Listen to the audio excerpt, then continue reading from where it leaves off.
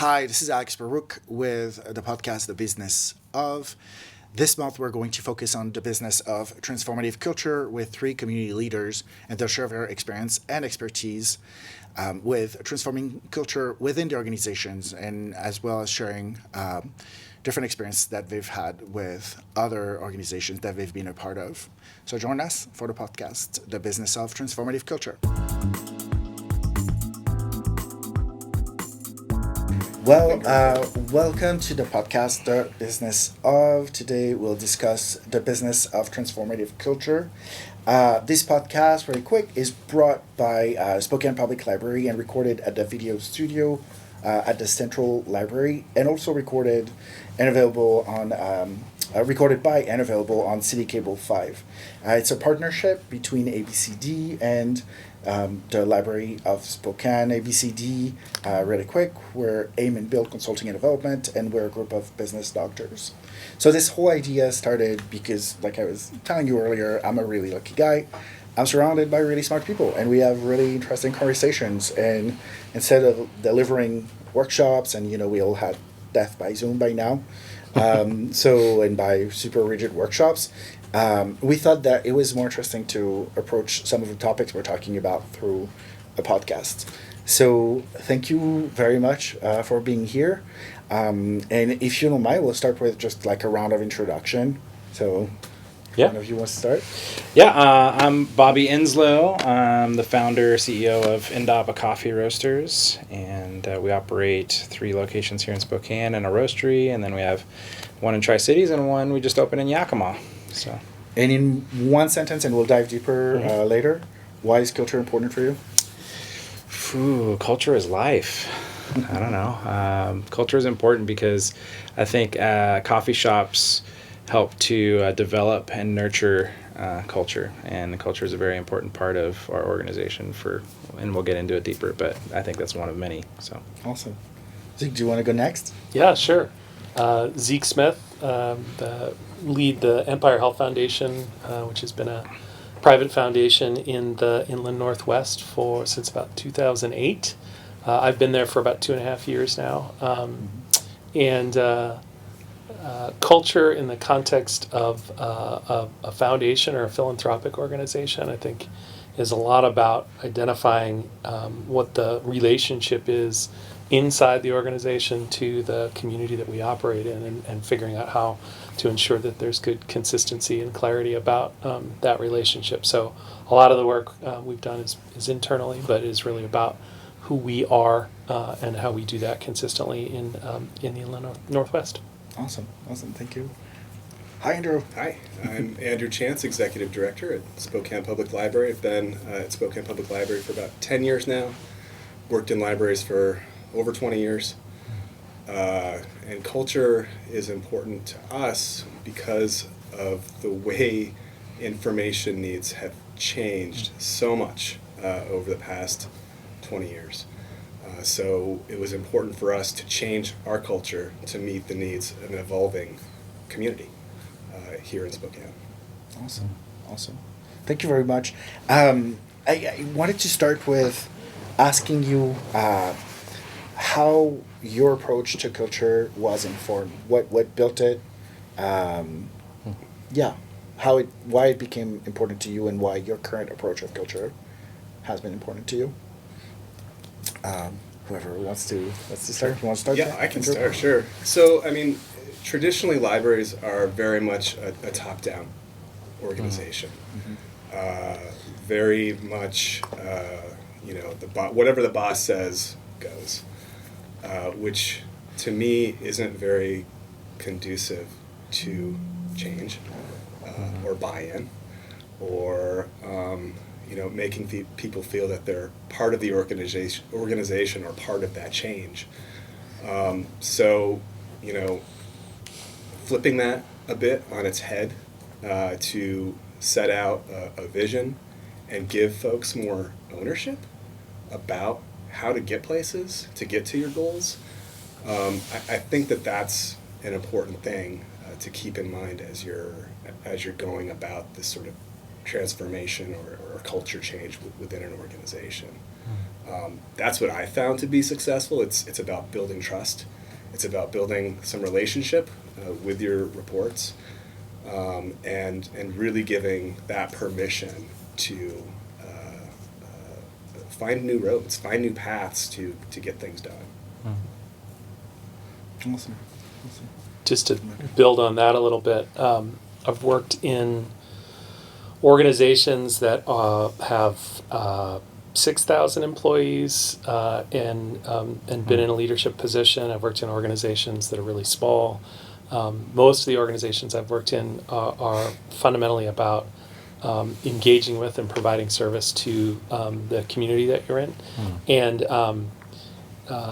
as in a number of those places, as we've gone through the process of really trying to identify what the work is that we are engaged in and how we do that in relationship to community, the same issue has come up where culture just exists. It kind of is, right? So whether you are kind of cultivating it and nurturing it and figuring out what you want your culture to be and how you want to build that culture or not, there is a culture. It's just an amalgam of the kind of constituent parts of the people that are involved in an organization. So when I've been involved in processes that don't actually build that kind of buy-in that you're talking about, Andrew, and where there isn't really clarity for people about what that consistent and common culture is that we're working towards, you end up building something with all kinds of unintended consequences. So from my experience, where I think I've been in organizations where you can kind of harness that culture in a productive way, it really is about creating an authentic process for everybody involved, both staff and if you have a relationship with community, to be a part of that development and that kind of surfacing of what the culture is that you want to be and how to begin to more consistently together build towards that. Okay. So what I'm hearing, and then we'll Sure, dive into your perspective, is like build a strong culture, hire the right people, get out of the way. Yeah. What I'm hearing from you is your lowest cultural denominator will define your organization if you don't take care of it. Yeah. Is that fair? Yeah. How about you, Bobby? Well, I have a unique story that, like you were saying, how the culture is there and it's kind of made up of the constituents or the people in the community. And when I started Indaba, it was me. So, I guess, so I had kind of, and I think a lot of startups, right, like 1 person, 2 person, 3 person team. So me and my buddy from college started Indaba with, just what we had in our back pockets, and we had a vision of like, man, what if we created this cool coffee shop that was, everyone felt welcome, and we're creating this community, and we actually, and I chatted with you a little bit about it too, but Guy Kawasaki was one of my earliest influencers of, what is it? Entrepreneurs should create meaning, not money, right? And like, what does that look like? So graduating from college with all these idealistic thoughts of like, if we create this business that's not really necessarily about making tons of money, but like if we create meaning, like we'll be successful. And going into West Central, a neighborhood that needed a coffee shop and all this stuff. And so we kind of went into it as almost trying to orchestrate and architect a culture and kind of like these are our values, right? So when we started, it was because Guy is also a big believer in mantra over mission statements, and he's just like, no one remembers mission statements, so come up with a mantra. If you need a mission statement for your business plan, just go to missionstategenerator.com. Nowadays, you just go to GPT or whatever, have an AI write it, which I just did the other day, and it's like, wow, this is way better than I could ever write. But so I was like, okay, we got to come up with this mantra that's really easy to remember. And so we started with this mantra of we want to keep these things really simple. We want it to be good quality. So Simply Great Coffee was like our mantra starting out. And what was interesting is that because we were able to kind of architect it from the very beginning, you start then recruiting people into that have those kind of values that you've set out, right? And so what we experienced was then, when we started to kind of grow, it was about 2012-ish, when we started realizing, man, we have a whole bunch of people that are just pretentious coffee nerds, and it started creating this kind of toxic culture of these people that were really about certain elements that it was certain elements of our original vision were missing, of community, of people, of this hospitality element. And so it was interesting because then we had to go through, and we chatted a little bit about it too, this like kind of like, how do we transform this? How do we pivot this culture? And so we had to go through that process around that 2013, 14 of kind of reevaluating, well, what are our actual values? Like, what do we actually believe in? And I think it really hit the heart when, I heard the nickname Insnaba going around, and I was just like, ugh! And it's funny because I bring it up to people now, and they're like, I've never heard that. I'm like, good, because like that's like one of the things I was like, we never just thought out to be this pretentious. And I think the coffee culture in general was, like you were saying, like we're part of this larger culture too, was dealing with that perception of like, man, this third wave hipster coffee scene, like, and so we're like, no, like our original values are community, hospitality, this idea of everyone being welcome in the space, and not just people who want, a $7 pour over or whatever it is. And so coming up with a new mantra, love people, love coffee. And it was actually, even in the beginnings when we were trying to come up with this, in our own pretentiousness, it was love coffee, love people. But it came from one of our baristas that said that's backwards. It needs to be love people first. And I was like, so that was kind of this really magical pivoting point where we started to refocus. And once we had that on paper and put together as a community of like, this is the direction we wanted to go, those people just kind of naturally migrated away from our culture. And now we have these people that are passionate about just like going over the top about making people feel special, And so how about for your two organizations, like whether it's internally or facing your audiences, what challenges in transforming culture did you have to face, and how did you implement it, knowing that, I'm sure the people who will watch us know that, but implementing culture is really, really hard. Transforming culture, I think it's crazy hard. So what is what are both of your takes on that too? So similar to Bobby, our biggest challenge was we have a well-defined association with something, and that's a book. But realizing that might not be the complete future of what the library is. I think that top-down mentality might be perfectly suited for something that is like that, where you're very well defined as what the transaction is going to happen in the facility. Someone's going to come in, they're going to check out an item. And what we've done is, through a lot of community engagement, with our stakeholders, community partners, kind of trying to build that vision around what we could be, right? And similar to you, Bobby, once we put that out, we started seeing folks that really wanted to contribute to what that vision and mission was.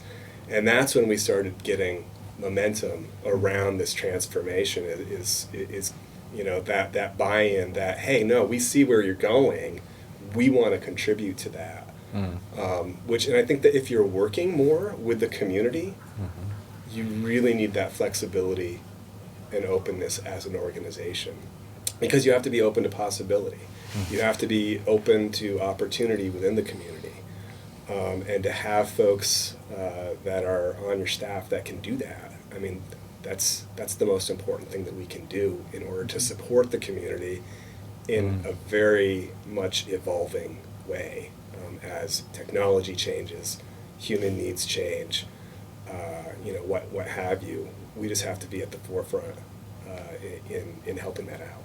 Is there and before we go to Zeke, is there a lot of resistance, like from like internally from the organization? Did you feel at first? I think yeah, but then as you start building momentum, and sometimes that's fear-based, right? Like, what's going to happen to my position? So we would have conversations around, well, if you're not doing this, if you're not sitting at the desk, how could you contribute? How could you contribute to the community? How could you contribute to our mission?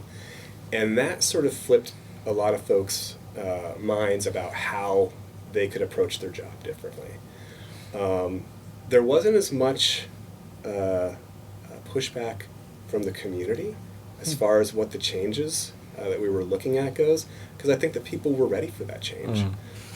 We were seeing trends nationally around what libraries were doing, internationally about what libraries were doing.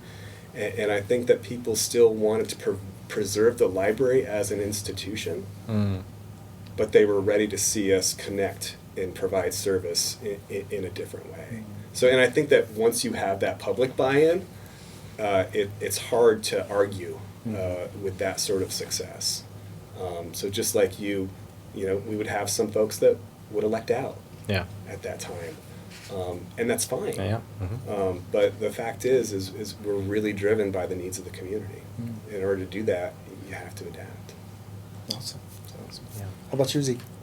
Well, one, I think it's interesting that it sounds like one of the commonalities in terms of how we think about culture and transformation is that we've each chosen in our organizations to do that with and amongst the people that are there, and to, as you kind of create that clarity, as you both said, kind of people can make their way away from it. But there's another approach, which is to say, okay, we're gonna make a change right away by getting rid of the existing culture and the people in it and starting anew.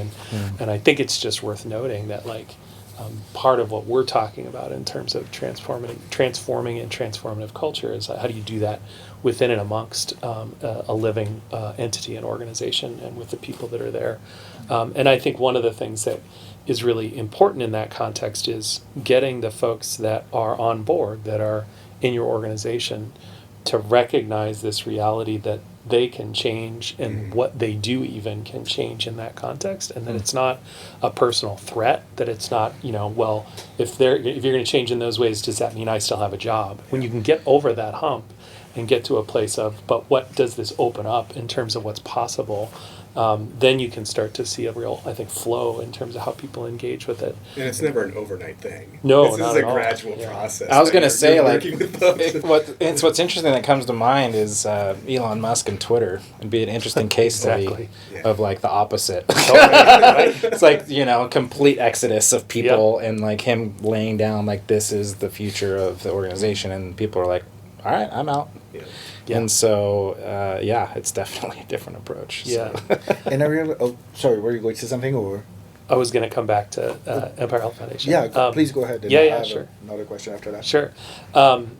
Your question was kind of what were the dynamics that were at play in each of our organizations, and two things that were really at play at Empire Health Foundation. One of those is more broadly, there's this question of what what's the culture of philanthropy and what role do foundations have in community or in relationship to community. And frankly, even though one of the reasons foundations were kind of created was to create a mechanism to distribute wealth back to communities, the other reason they were created is as a tax shelter, and was really about how do you continue to hold on to wealth. And there's a whole story there, but I think in the context of foundations, there's this broader movement in a good way to think about what kind of culture we need to be able to really establish the right relationships with communities. So that was this kind of bigger picture. And then very specific to Empire Health Foundation, when Empire Health Foundation was created in 2008 with the sale of Deaconess and Valley Hospitals, in essence what happens when you have a nonprofit entity that runs health systems, could be hospitals, could be insurance company, and they're sold to a for-profit, you create what's called a health conversion fund, and the Attorney General kind of sets the rules around that. They look different in every case. In our case, there were a whole bunch of these kind of what we call trailing responsibilities that were attached to the organization that we were responsible for and had to use some of those resources to support. It looked like things like addressing medical malpractice suits of the doctors from before in the system. Point of that being that there was a lack of clarity for the organization about how long the foundation might be here. And part of what the board and ultimately the executive leadership decided was to really take an approach that says, let's spend big and let's play big. Let's be bold and let's be innovative and let's try to have as much impact in as short a period of time as we can. benefit of that is you can do a bunch of interesting things in a bunch of different ways. You can bring new ideas to town and you can cultivate those ideas. The challenge is if you're trying to build a sustainable and long-term relationship with a set of communities, that's in some ways the wrong way to go about how you affect sustainable change in community in the same way that we talk about inside organizations.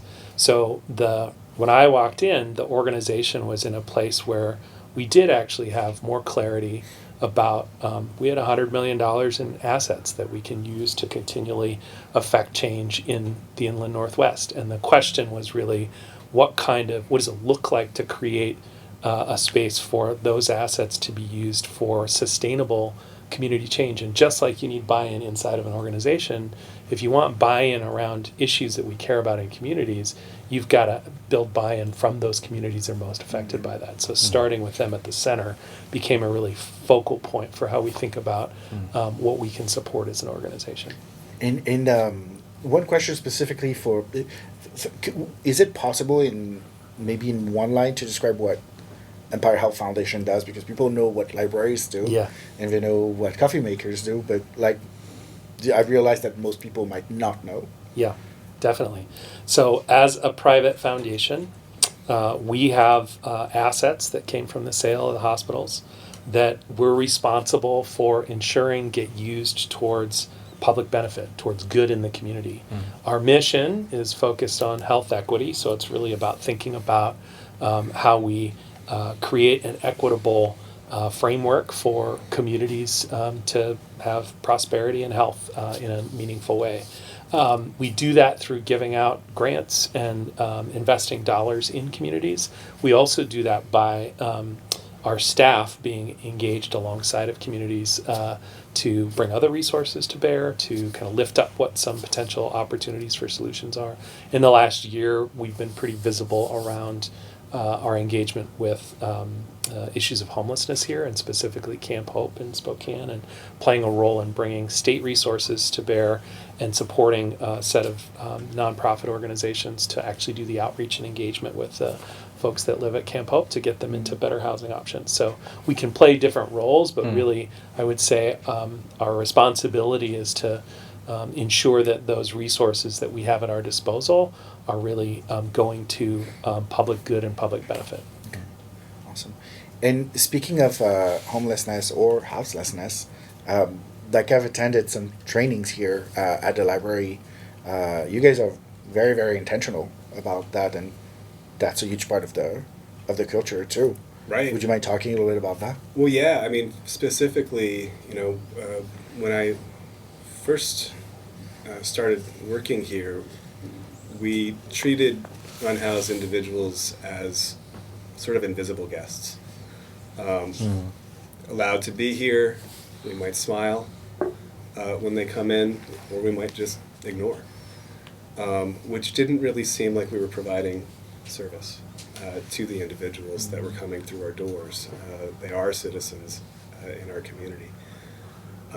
So we started messing around with different programs, and one of those would be Community Core, which would bring folks that were committing quality of life crimes. At the time, it was around sit-lie, and they would get ticketed. So the court would meet at the library, and in the very next room, we would have up to 20 different resources for information around housing, drug addiction, meals, what have you, to get these folks moved along the next stage in their life, at least in an attempt to. So building that, it's taking that concept of, we're not just a book on a shelf, we can provide access to information in a different way. And this is a way that's very much tailored at the person at their time of need. So kind of being more strategic about that, partnering with folks in the community to provide resources, because we're not experts in a lot of the things that we're offering. We're bringing the experts in from the community to provide the information, to provide the resources. And I think that you see that a lot with our other services, whether it's business-related services or our cultural programs. We're not the experts. We bring those experts in, and it provides a different way of providing information to folks in the community. It's interesting in the way you presented it.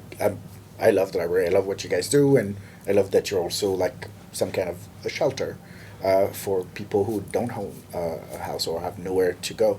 But I was also like wondering, well, when you start down that road, what is the limit? And the way you defined it, like we're here to not just provide books, or we're not just a book on the shelf, but we're here to give access to information. All of a sudden, like it really connects the dots. Yeah, like right. It really makes sense. Okay, well, that's what a library is for. Yeah, and I think it's turning into how do you break down barriers, right?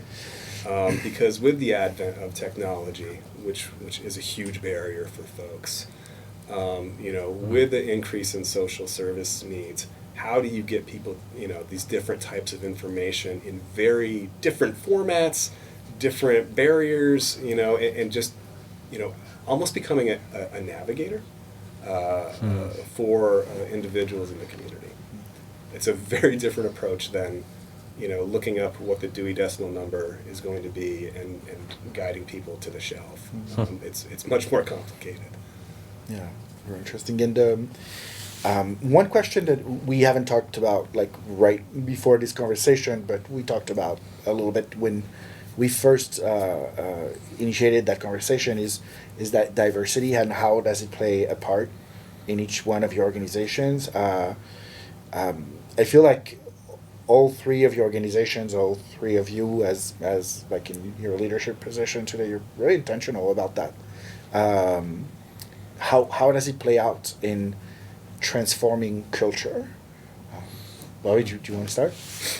Yeah, I mean, diversity is huge, and one of the interesting things that we've kind of made important is, and we kind of joke around calling ourselves kind of the Switzerland, of coffee shops. I really value being a space where everyone can feel welcome to come and have healthy, respectful dialogue. And so as a business, not going out there and specifically proclaiming one thing or another, even if personally as the owner of the business, like I might have a viewpoint one way or the other, my value of being a place for that almost like supersedes all those things, right? So it's like, so I don't want to get in the way of being a place where people, no matter what side of the aisle you are on, no matter what background you are, or sexual orientation or whatever, like you can come, feel welcome, and experience that radical hospitality we talk about.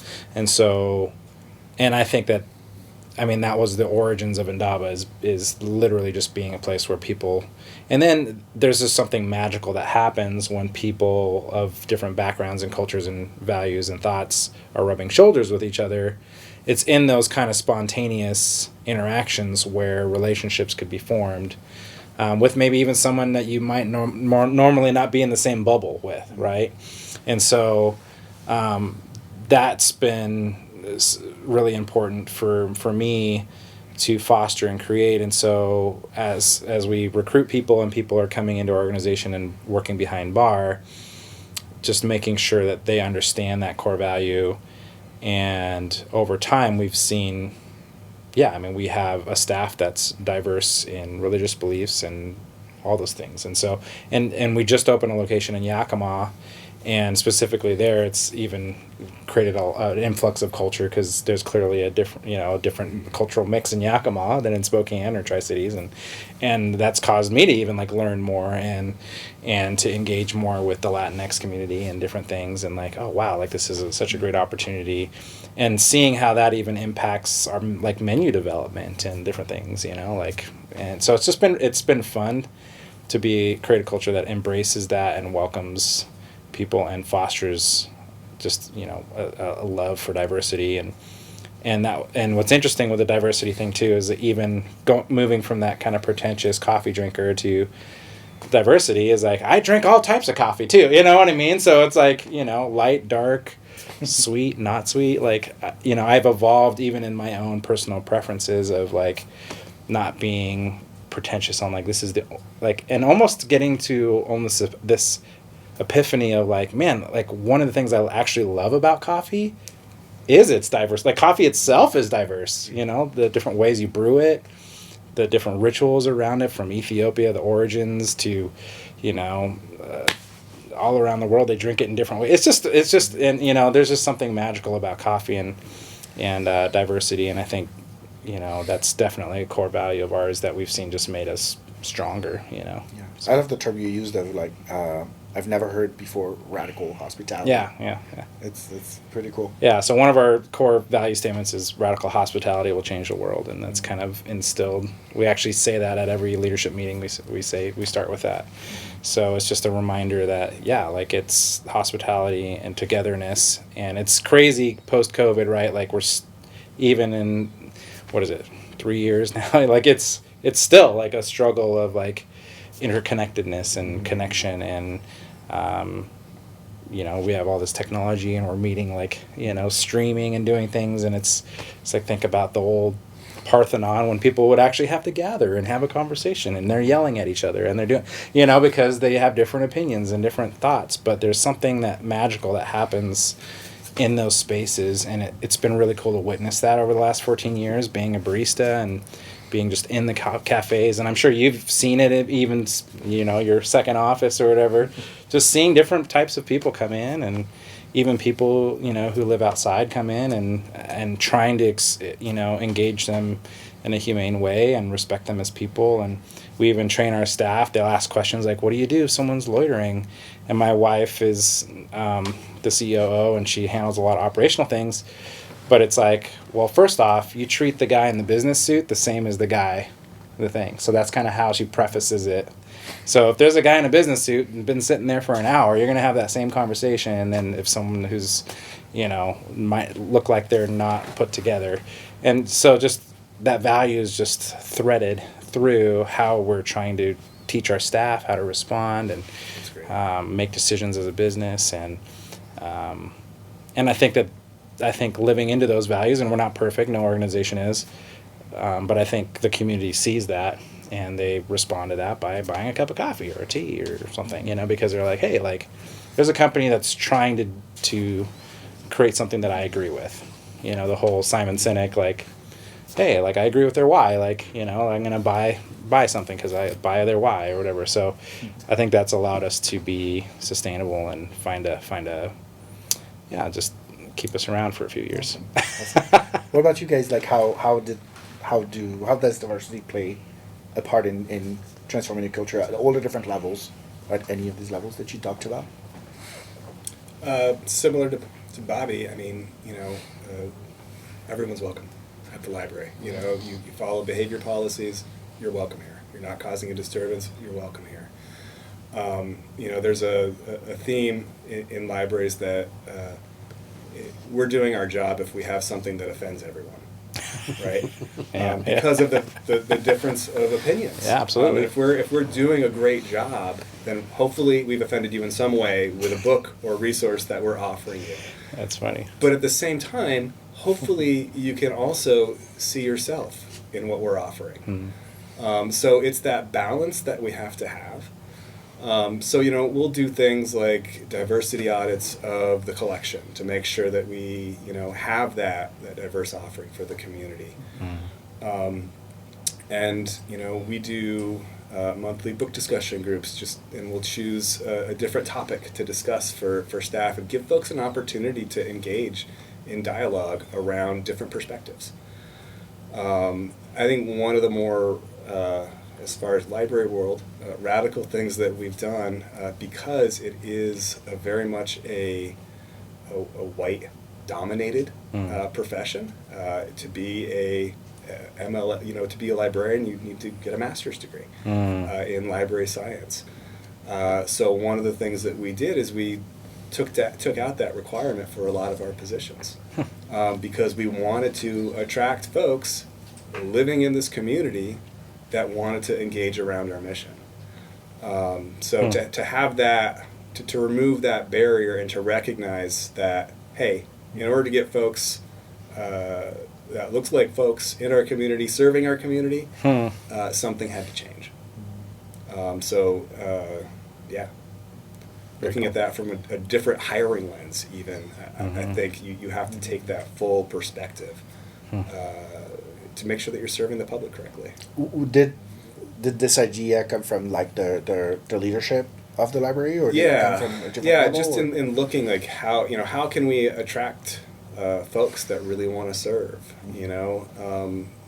even with positions like a traditional route for a library would be to if we wanted to offer video classes, we would train a librarian to offer the video classes. Well, why? It's just sort of a different way of thinking. So why not bring someone that actually knows what they're doing with video, bring them in, and not care about whether or not they have and then an make MLS. them get the library master's plan. Yeah. If that's a thing. Oh, wait. If that's something that they wanted to do, sure, we can support that.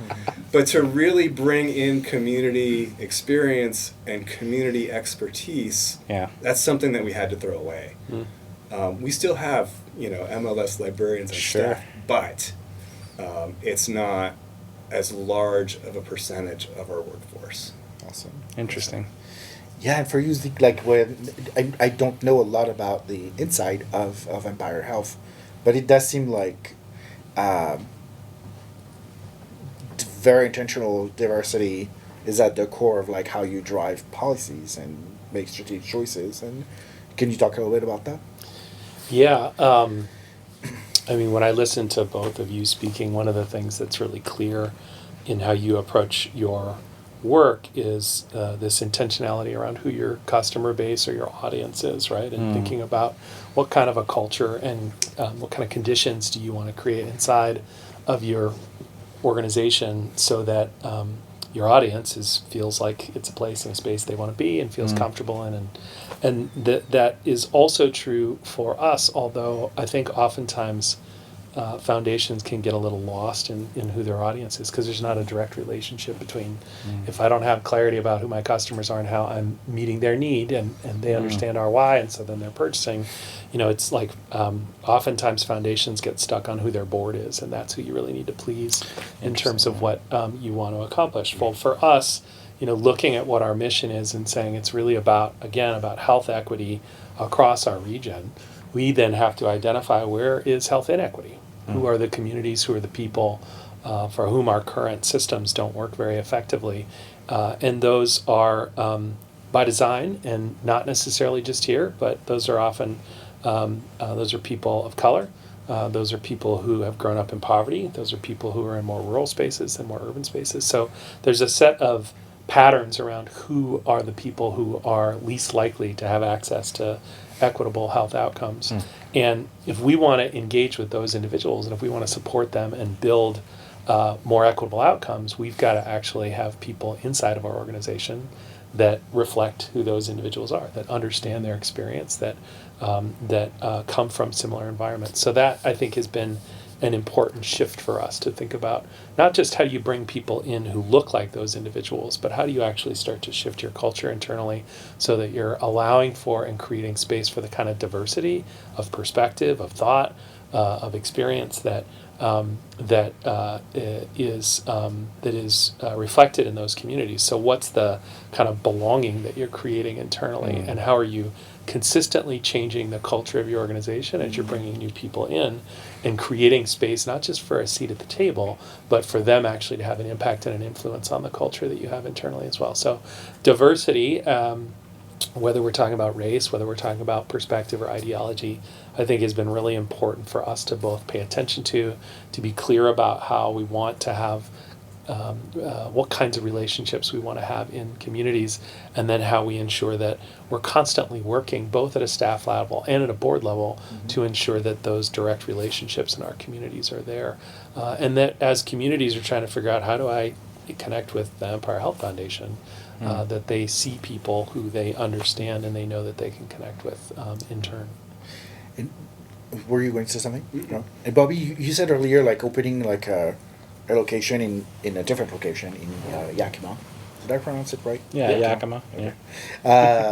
That it actually kind of like internally also changes the culture of your organization. So I didn't think about this question when we prepared this at all, but as a leader of an organization where you have like a responsibility to just drive this thing and also predict a little bit of the future, and how do you leave room for your teams to change your culture?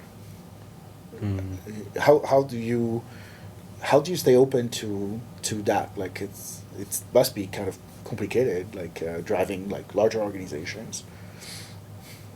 That's a good question. Allowing for or like people in the organization to provide feedback, is that what you're saying, or how it's affecting That would be one of the route. Like how do you stay open to changes? Any change you're making to the culture of the organization can change the organization, but so how do you keep like the nature, the DNA of the organization, but at the same time stay open to like transformation that can come from. I think what's that you interesting is that I think people from, minority populations, well, maybe I'll take it from this angle.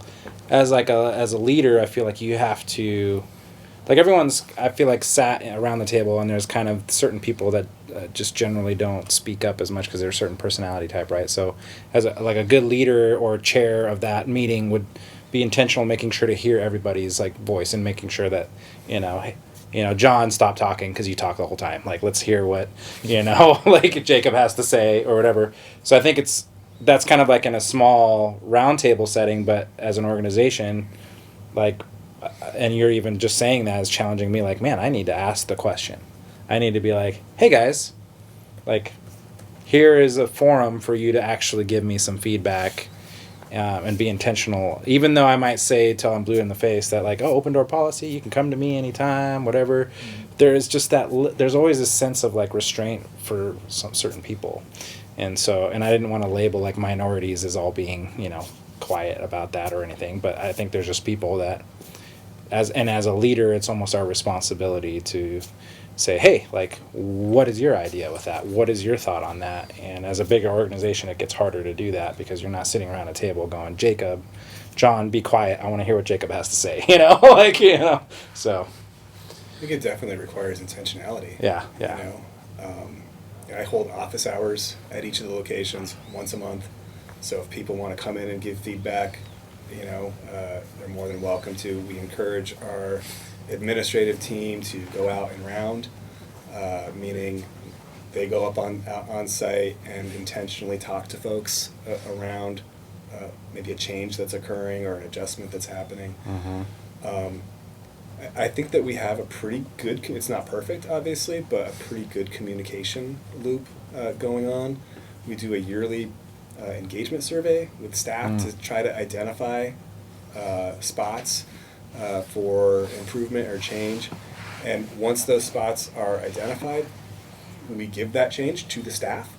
How can we fix it, and try to embrace what they're coming up with through that change. So it's continual, it's constant. I'd love more ideas for how we can continue to do that. So I think I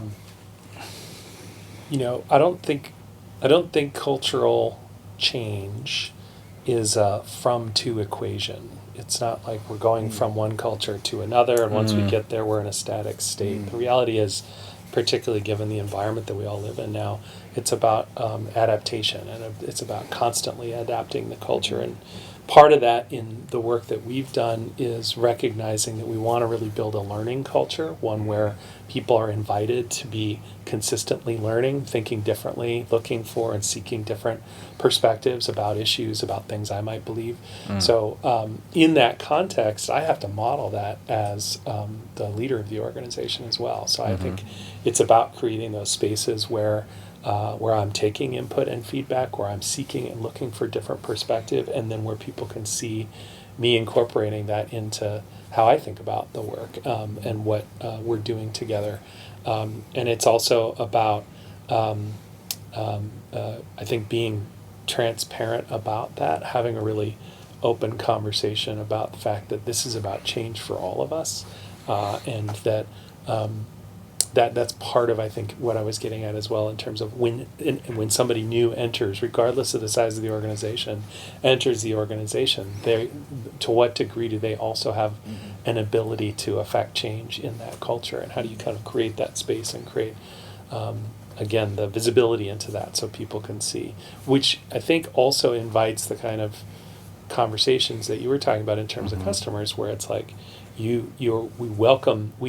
talk about it as kind of unconditional or radical love, but really similar, where it's like we want to create an environment where people feel like they can bring themselves, their perspective, their experience, the way they think about the world, and then ideally be in relationship with others who might think about things differently. And if I have that kind of learning approach, it might give me an opportunity to say, I hadn't thought about it that way, and I'm just going to pause for a minute and kind of reflect and think about that, as opposed to feeling I have to change your perspective on the idea. So I think it's a lot about kind of building a space where everyone is invited to really be involved in the change process together. And it's funny because research backs when organizations have healthy conflict, right?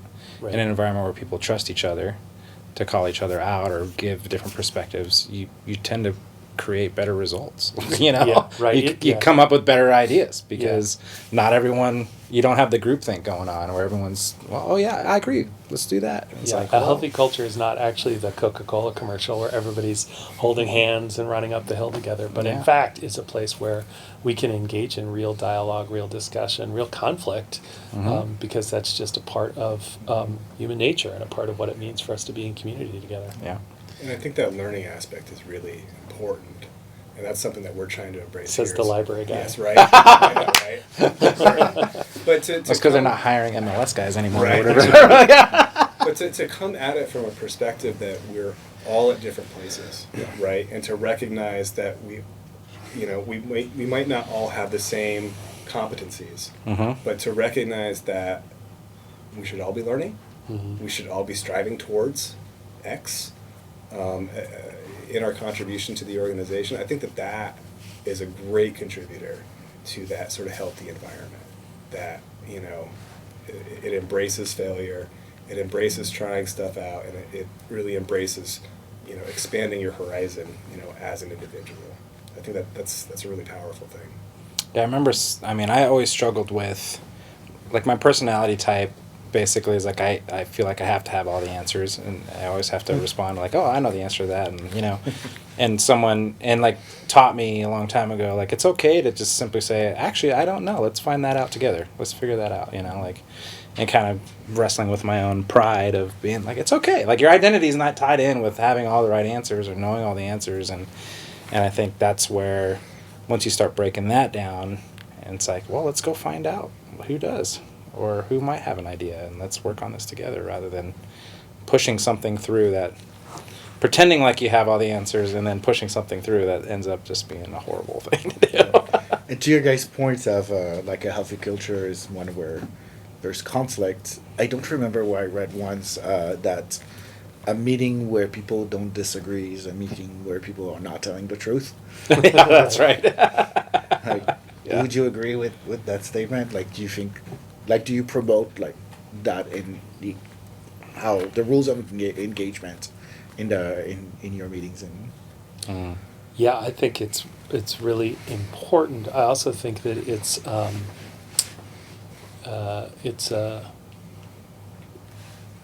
we can't just assume that that's going to be easy for people to do. I think in each of our organizations we still have hierarchies, and we sit at the top of those hierarchies, and so figuring out how you consistently are creating the spaces for that real kind of conversation where somebody else in the organization can challenge, can say, I think about that differently than you do, Andrew, and that isn't a bad moment, but that's actually an opportunity to engage in a different way. But so I think, yes, absolutely, I think that's true, that conflict is healthy when managed in a loving and in an appropriate way. But also there's power dynamics that are at play, and we have to be really able to look at them in a pretty objective way, and then acknowledge where and how we can operate in relationship to those power dynamics. I'm still going to be the president, regardless of how nice of a guy I am or how much I invite you to have a real conversation with me. But while that's still true, there are ways in which I can create environments and I can create opportunities to both be vulnerable and to be learning, to be thinking differently in relationship to people. So it actually gets at where, I mean, yeah, you can do some of that in a Zoom-based world, in a streaming world. I was wondering if you figured out how to stream coffee through technology yet. Nah, not yet. But I think the ability to have that, have in-person spaces to be building and modeling the culture that you want is so fundamental. I think we've learned we can maintain in the context of a Zoom-based pandemic world, but we can't actually. I think transformation and change is really hard to do in that context. And the more we can be in person, the more you can actually do that work. So I've been thinking about a book title if I were to write a book, and I just listened to a podcast, and I think I may have gotten the word, but it's like there's something magical that happens in the in-between. Mm-hmm. So like when you're on a Zoom meeting or you're in a Zoom environment, like you turn it off and you're not wearing any pants, and then your dog comes over, your kid, and then you're eating something. And there's no in-between interactions. Yeah. Whereas like when you're leaving a meeting in person and you're walking back to your car or even walking over to back to your office, there's these weird in-betweens where it might actually, those little in-between conversations are actually where some of the best ideas is. And we used to, I guess, call it water cooler talk, right? Or it's a similar kind of in-between. Those serendipitous. It's exactly. It's those magic moments where it's like, oh man, that's actually a great idea. Da, da, da. Hey, let's set coffee at Indaba and talk about that. But it's and that podcast got me thinking. Like, yeah, there's something we're missing. The in betweens we've lost when we go remote, and some of that magic is being lost. One of the question I had for you too is, if you have like short cases, whether it's like in your own experience or things that you've observed of like really bad attempts of like transforming culture or implementing culture, and really good examples, if you had one of each that you can think of, if you can. From our own organizations or from either, or it's up to you. I already used Elon and Twitter, right? So that's mine. Right. Of a horrible transforming of culture. Right. But yeah. But we still need a really good one too. Yeah, I'll think about that one. I'll see if I can think of a good one. Like kind of a little case study. Yeah, and it can be from your organization or your personal experience. I mean, in a general sense, I think that if you're micro managing the change, it's not going to work. Mm-hmm. If you're continually looking over someone's back, whether it's a new process or whatever, what's going to happen is you're going to lose trust. You're going to lose the ability for someone to sort of try something out. My least favorite supervisors I've had throughout my career has been micromanagers. And it just stifles any sort of experimentation, any sort of dialogue, because you feel like you are always on edge. And someone is just looking for something wrong to happen.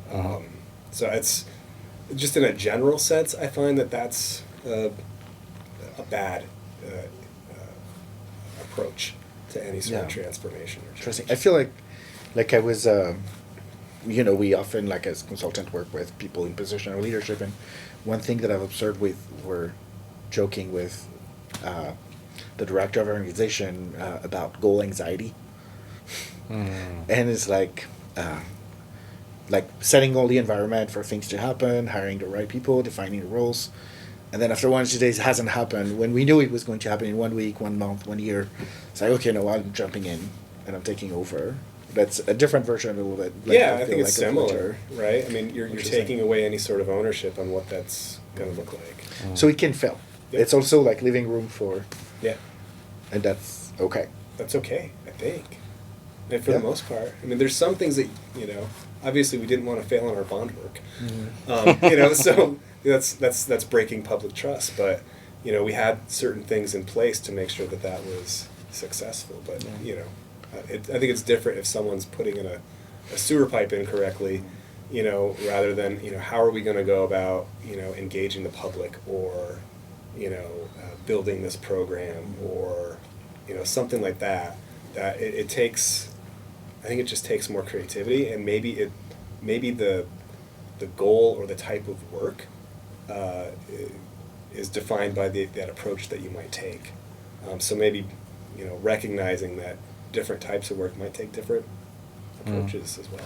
But as simple as it sounds, and as I think it almost sounds not important, but saying that, like, missing potentially a goal is less important in terms of culture and strategy than helping your people grow, and like the whole organization grows from like these mistakes and from learning that and from letting that happen. And we were very much goal oriented for a long time.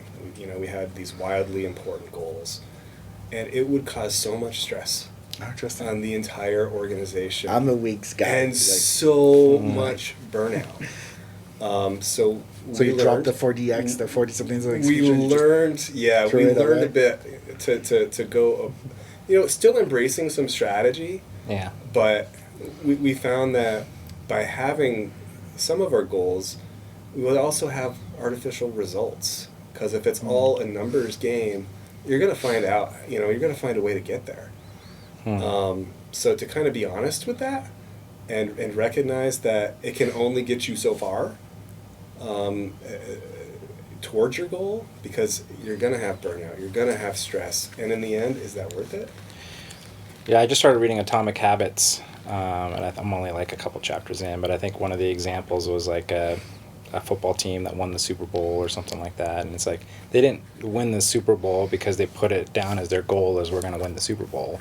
It was more like these, like, we're going to show up and live into these core things, and then the scoreboard will happen. There's like some quote he has from a coach, and it's like the rest will come with it, but the focus is on this thing right here.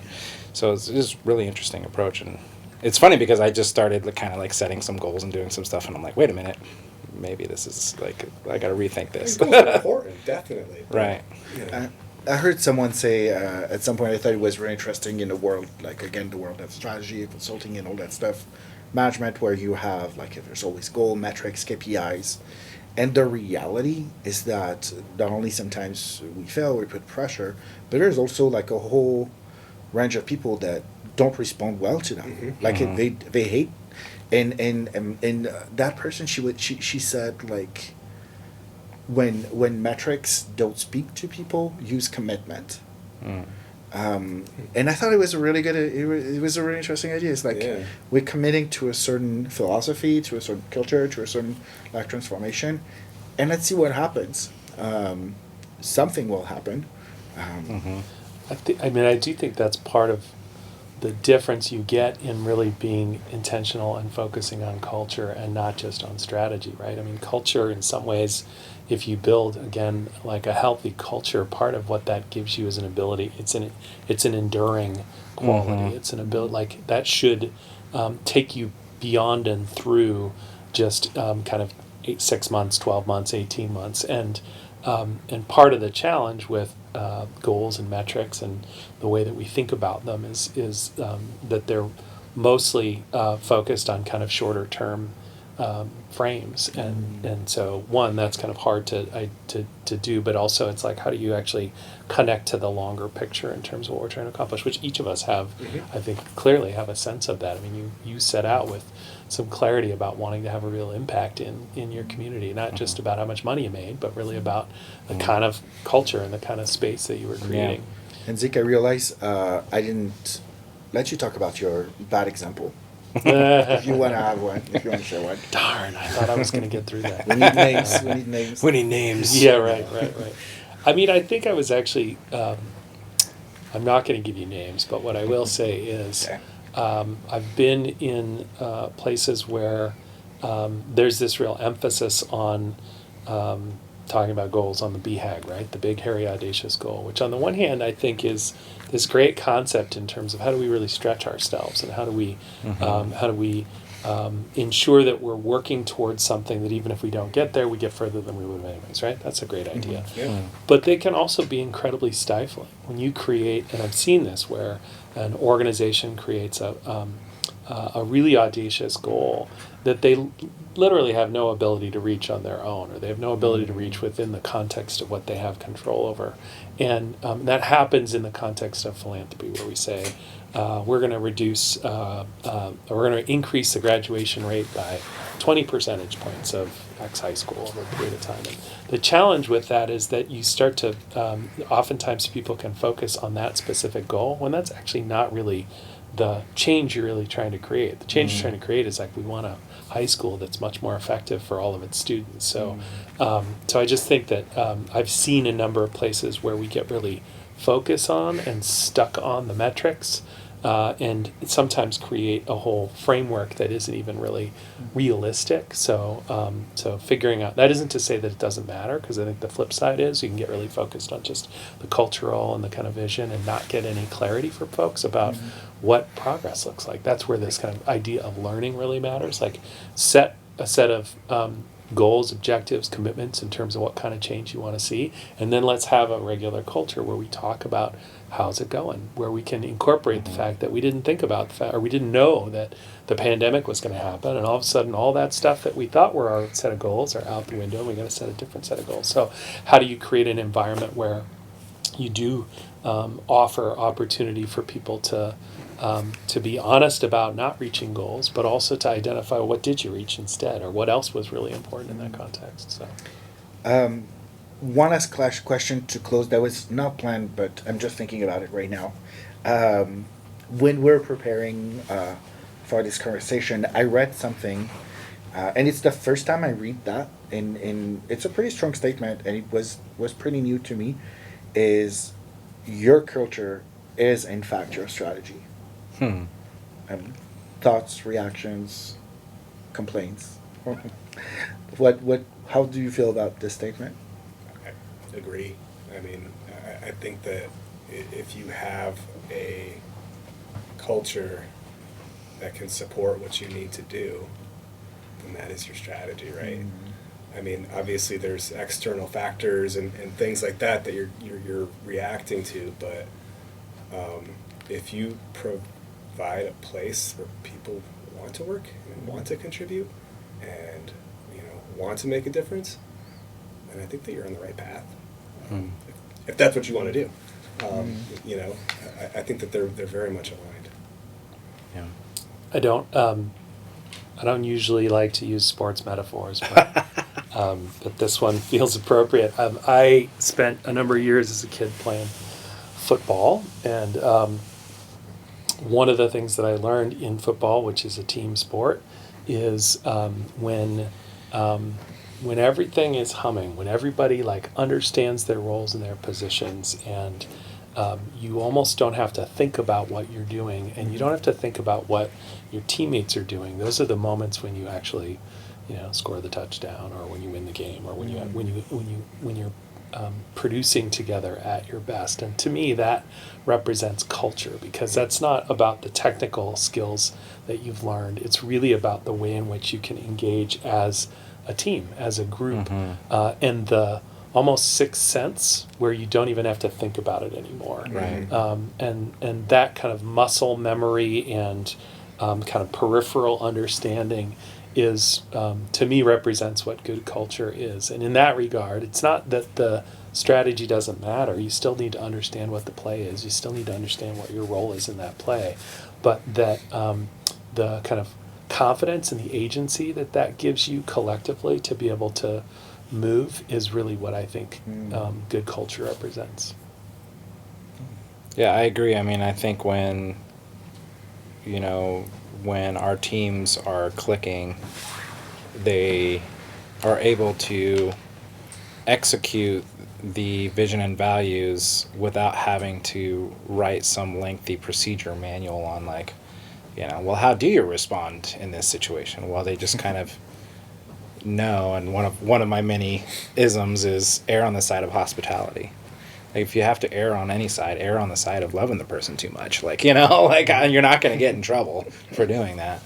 So yeah, if you're gonna comp them their whole like ticket, or you're gonna whatever, you know, you're not gonna get written up for that. And creating that culture of like, yeah, if you're living into the culture and into our values, chances are you're gonna win. You know, so You're yeah. you're making me think as one of the first questions that was asked to me. It was right before I started my consulting company, and there's this question of like a group of consultants that were trying to develop process for care. It's like, how do we develop processes for care? Mm. And it was like, I love processes and systems, and it's like, well, it probably starts with actually caring. Like, you know, Yeah. it's just like, like, I think like, Yeah. and then we can also build systems and stuff. Yeah. But that flow that you're talking about, like, there's a moment where we just forget about the processes, forget about the systems.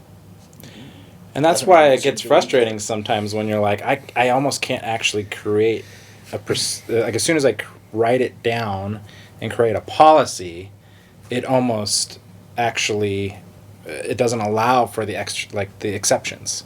Yeah. Yeah. And then the person's just like, well, I'm just following a policy. Like, you know, I was like, well, that's the whole thing. It's like it's deeper than that. Like it's a value. Like, how are you actually radically serving these people? And it's like, well, but I followed the policy. Well, it's interesting. It goes back to these beautiful accidents and the in-between moments. And Mhm. yeah, I want to be mindful of your time, but thank you so much for sharing your thoughts and perspective and experience and expertise on culture, transforming culture. Yeah, really appreciate you guys making time. Thank you. Thank you to the library. Thank you, Alina and Ryan. The next episode of The Business Of will be on alternative career path, and it will be in May. So follow us on social media, on the library social media, and you will know everything about it. Thank you very much. Thank you. Thank you. Thank you. Awesome. Oh, I'm late. I gotta run.